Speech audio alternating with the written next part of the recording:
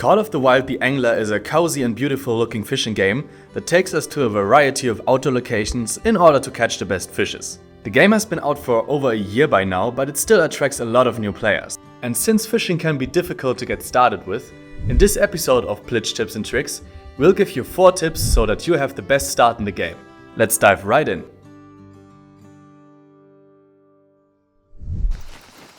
Okay, let's start with the basics. First of all, you need to find a good place to set up your camp in order to start fishing. The game gives you an open world to explore, so make sure to enjoy the scenery a bit before you settle down. Exploring the landscape might also lead you to better fishing spots, so make sure to keep an eye out for nice locations. It's also worth mentioning that the different environments influence the type of fish you find, so wandering around the world will also help you discover new species that inhabit each part of the game world. Of course, you don't have to walk to every location by foot. The Angler gives you vehicles like the Jeep and the boat, which you can use to drive out onto the lake and fish from there.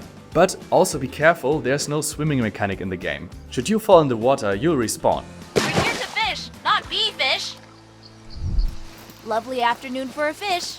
Or perhaps a purchase? Before we discuss the fishing mechanics of the game, let's first talk about the different gear you can use. Choosing the right rod, hook and lures can make it easier to catch fish, so here's a quick overview. There are 9 different categories of gears and tackles, starting with rods. Every rod in the game has its own stats like strength, action and power. A lot of it comes down to your own personal playstyle when choosing the correct one, so take your time testing different rods. Next up are reels. When choosing the correct one, consider the maximum line strength of your rod. That will make your fishing experience a lot easier.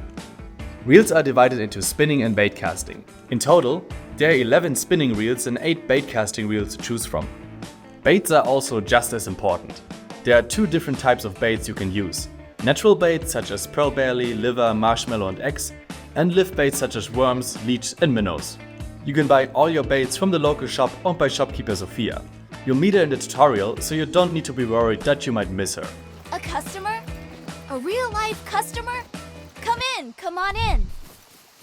After you've bought a bait and your gear is ready, you can head on over to your spot and equip your rod by pressing 1 on your keyboard.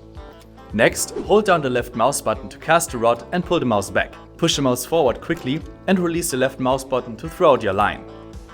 This part can take a bit of time to get used to, and the game will give you a notification in case you're too slow. Take your time practicing this move, you'll do it a lot in the game. You can reel your line back by pressing the left mouse button again, or if you want to reel it faster, click the left mouse button and shift. When you've followed these steps, it's only a matter of time until a fish will take a bite. If so, the game will notify you with a message. When this happens, press the left mouse button to hook your fish. It's important that you watch your tension, indicated by the little meter in the right hand corner of the screen. You want to wait for the fish to tire itself out before you reel it in. If there's too much tension, the line will snap, so be careful.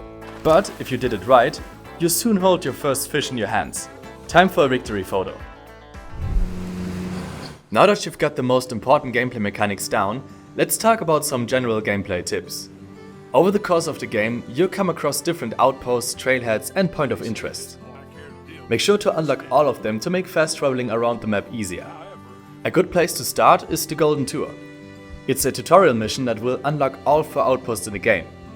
Another point of interest is the Lookout Towers. When you find one, make sure to climb all the way to the top. From here, you can scan the environment to discover new locations and earn extra XP and coins. By the way, in the Angler there's no fall damage, so you don't have to worry about climbing down from a tower, instead jump straight down. However, keep in mind that you will respawn should you jump from too far above.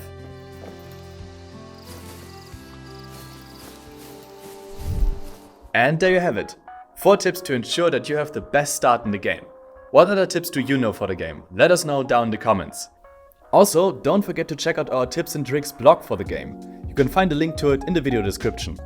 And if you want to take your gaming journey to the next level, visit Plitch.com. See you next time.